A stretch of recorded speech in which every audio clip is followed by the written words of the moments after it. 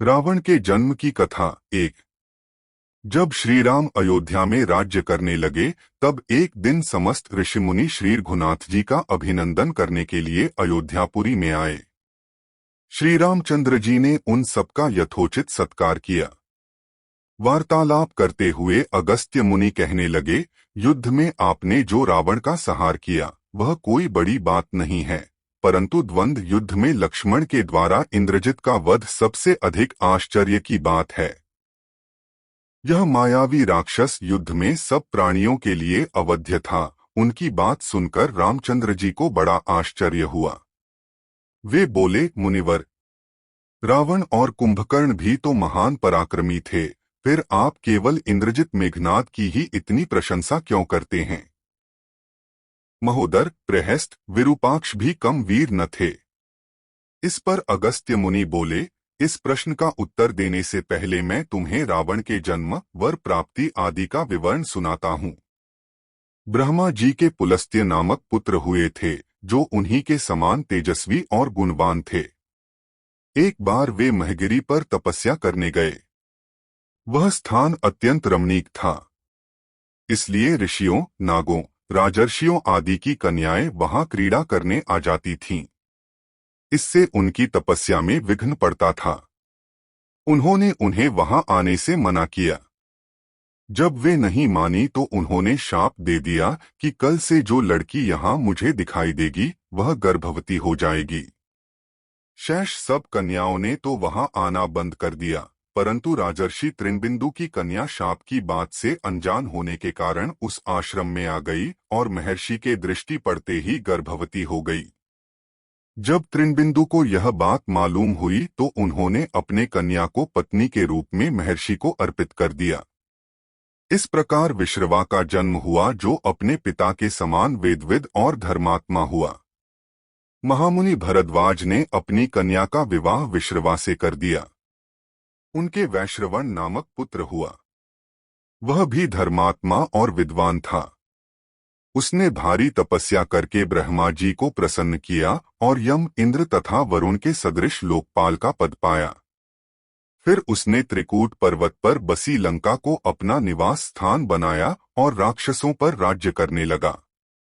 श्री राम ने आश्चर्य से पूछा, तो क्या कुबेर और रावण से भी पहले लंका में मांसभक्षी राक्षस रहते थे? फिर उनका पूर्वज कौन था? यह सुनने के लिए मुझे कौतूहल हो रहा है। तब अगस्त्य जी बोले, पूर्व काल में ब्रह्मा जी ने अनेक जल जंतु बनाए और उनसे समुद्र के जल की रक्षा करने के लिए कहा। तब उन जंतुओं में से कुछ बोले कि हम इसका रक्षा करेंगे और कुछ ने कहा कि हम इसका यक्षण पूजा करेंगे। इस पर ब्रह्मा जी ने कहा कि जो रक्षण करेगा वह राक्षस कहलाएगा और जो यक्षण करेगा वह यक्ष कहलाएगा। इस प्रकार वे दो जातियों में बंट गए। राक्षसों में हेति और प्रहेति दो भाई थे।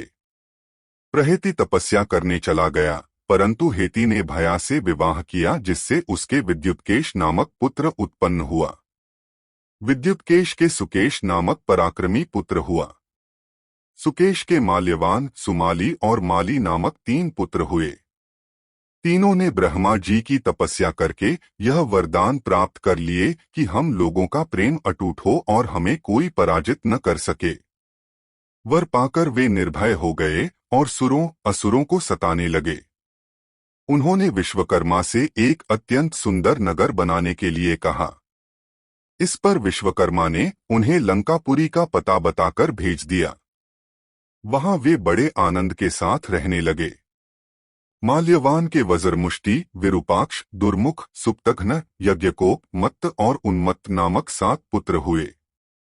सुमाली के प्रहस्त्र, अकंपन, विकट, कालिकामुख, धूम्राक्ष, दंड, सुपार्श्व, संहनादि, प्रधस एवं भारकर्ण नाम के 10 पुत्र हुए। माली के अनल, अनिल, हर और संपाति नामक 4 पुत्र हुए।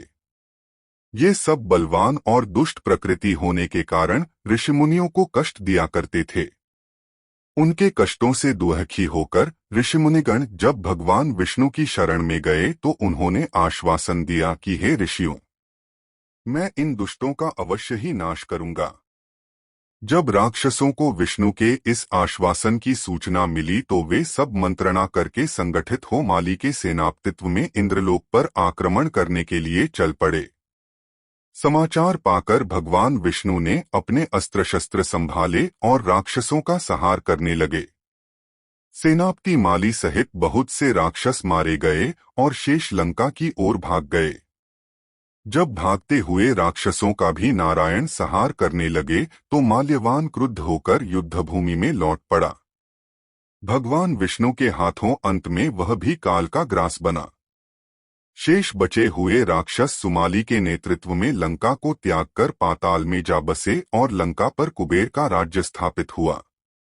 अब मैं तुम्हें रावण के जन्म की कथा सुनाता हूँ। राक्षसों के विनाश से दुखी होकर सुमाली ने अपनी पुत्री कैकसी से कहा कि पुत्री, राक्षस वंश के कल्याण के लिए मैं चाहता हूँ कि तुम परम पराक्रमी महर्षि विश्रवा के पास जाकर उनसे पुत्र प्राप्त करो। वही पुत्र हम राक्षसों की देवताओं से रक्षा कर सकता है।